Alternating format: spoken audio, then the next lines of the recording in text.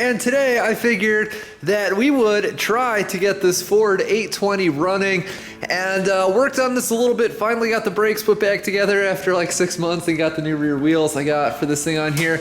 So basically the situation with this thing is being that it's a distributor operated engine, it's of course having a multitude of distributor problems. And so what we did is we took the old distributor off, threw it out, got a new one that's not, had 70 years of wear and tear on it, and mechanic Steve tried to get that on there and get it going. Something wasn't really going quite his way though, and although I don't really have a clue what in the world I'm messing with, I'm gonna try my hand at getting this thing on here. Also, picked up new radiator hoses on account of the old ones being just completely rotted off. And all crusty and everything. I guess the bottom one was actually still somewhat usable, which is kind of remarkable after like 70 years. But we're gonna put a few things on this and try to crank it.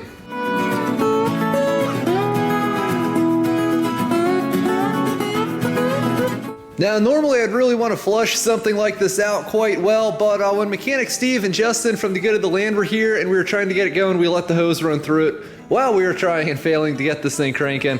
So I think it's been flushed out about as well as it can. Assuming we do get this thing running, I'm only gonna run it for a little while though, then we're just gonna keep dumping out all the filth and everything, which I'm sure that's gonna knock loose. It's funny the things we will and won't spend money on. A tractor that's worth maybe like $300 to $500 running needs $600 of new tires like on the back and on the front. Yeah, sure, no problem. New battery, sure, why not? Coil, distributor, that's not an issue. Reproduction gas tank, yeah, we'll need one of those. Spend 70 cents on a new hose clamp. Nope, that one's got another 70 years left in it. And we gotta do a couple other things as well, like putting the radiator fan on and actually installifying the seat, and also wondering how it's even remotely possible for an animal that sleeps for like 16 hours a day to not have any energy.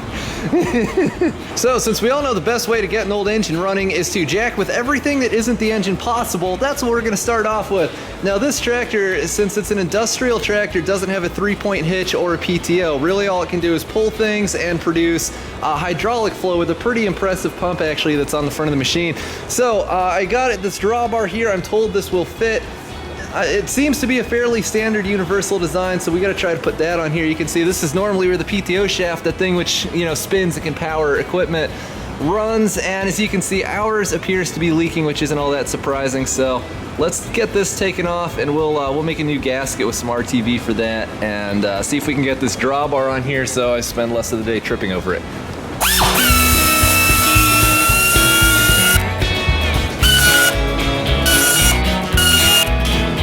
Impressive, there's actually oil in this thing which is not leaked out through the through the front transmission seal, and it looks like oil. It's not that water contaminated. I mean, I've seen far, far worse. Alright, so I discovered that we don't actually have to remove this to put this on. I kind of test fit it up there, but I decided to go through with removing this because like I said, it was leaking pretty substantially. So let's clean this up, which actually might not be all that difficult, and take it from there. Oh, tractor goop. Oh, that is so disgusting. Oh. Ah. Yeah, there is a lot of rust and gunk in here. Oh, it's like, it's almost knuckle deep in here. Rank. That is sick.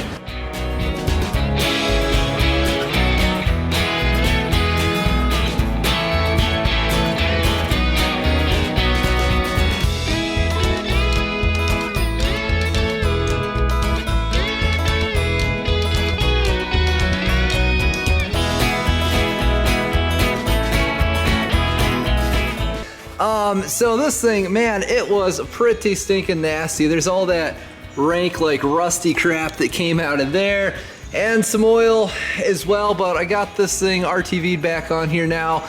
The bolts which are in here and are in a hole which was previously not used, so these 4 and also the 4 which hold on this apparatus down here, there was so much disgusting crap down in these holes that I honestly, I like to think I'm pretty good at matching the size of a tap to the size of a hole for cleaning threads or whatever.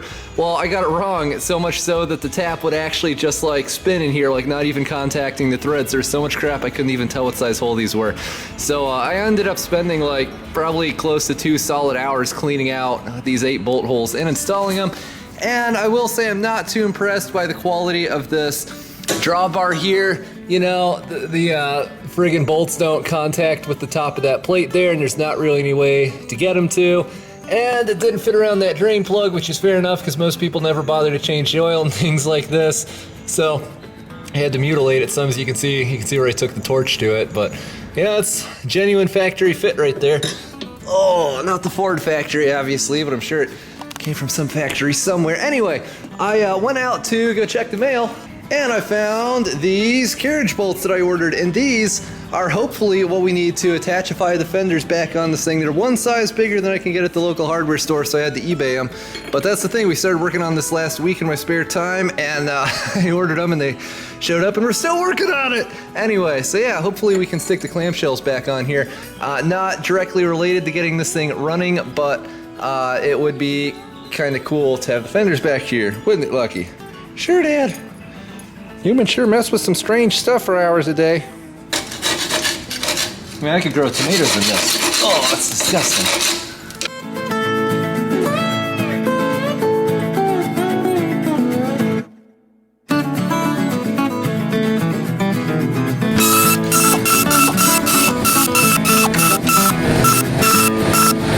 Do you see that? That is disgusting. Why can't people just maintain their stuff? Oh! Oh!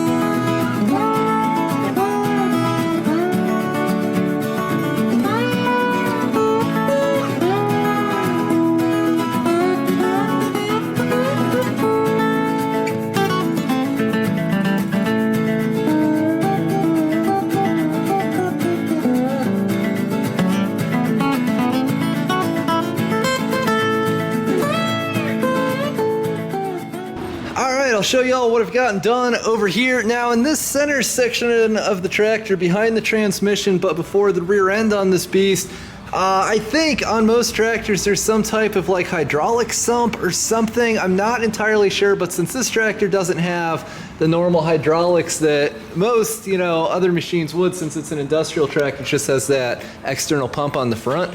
This isn't really used for anything. In fact, further than that, there's really only 2 bearings in here, which just need a little bit of oil. So although it is disgusting in here, I'm not all that worried. On a related matter, I was looking at this and this dipstick was like falling apart from, I guess, like vibration and fatigue or something. I've never seen that happen before. So I decided, since we don't really need that, we pretty much just need oil to come up to the bearings in here. There's not really any need for replacing that. So I just capped it off with a bolt with a copper washer underneath it, aka the farmer fill plug. And I was looking, I was like, man, I don't know if I really have to change out this gasket right now. But sure enough, I took the bolts off. They were in there like a little bit more than finger tight. Then this whole thing comes out and there's gasket material just falling off this aluminum piece. So, you know, that's the thing. I told myself, I don't really have to do this right now. I mean, I could always wait till I'm trying to use the tractor and it's just pouring oil out from there. So I'm really glad I did that. That's the thing.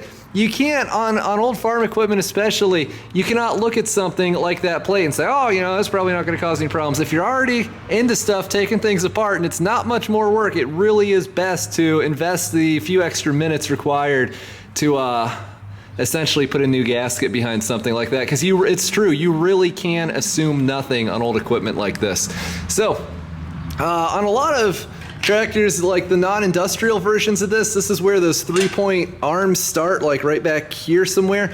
And this one obviously doesn't have that, so there's also no fill plug to make sure these bearings have oil. So added another one of these in there, and basically just cleaned up the holes for these bolts, and then RTV'd in a new gasket that's already setting up fairly nicely. So let's see how this seat works. This would be so much easier with floorboards. But that's a project for another day. All right, cool. Hey, I think I got the placement of this pretty well. Knocking tools off left and right, but you figure, you know, you got floorboards here about where my feet are. Got the clutch here, which is kind of moving a little bit today, and brakes right here on the other side. So everything's actually pretty comfortable. It's not hard at all to mash on these. And yeah, well, the clutch is a little hard because it's super stiff and rusty.